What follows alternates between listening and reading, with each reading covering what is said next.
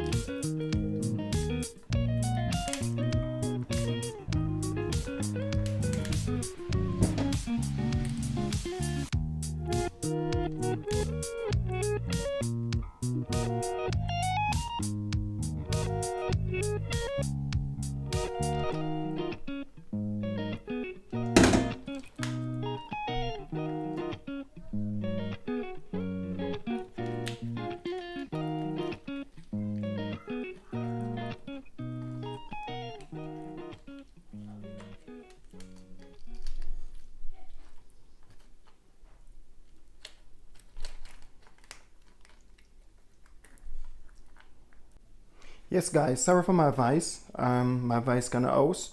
So I hop in the lobster shell, hop in the lobster, take out the lobster, pull it back, close back the shell, and you pull back the meat of that lobster, hop in it.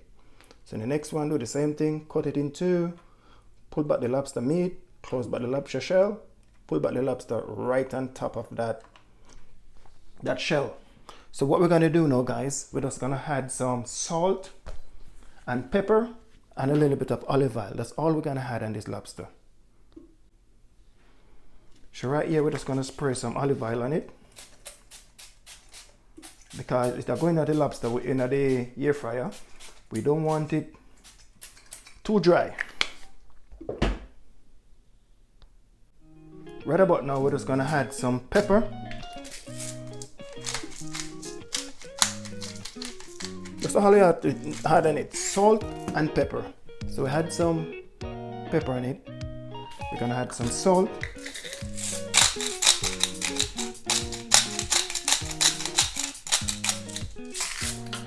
Salt and pepper, that's all we have on the lobster. Then we'll look up for some garlic sauce in a minute.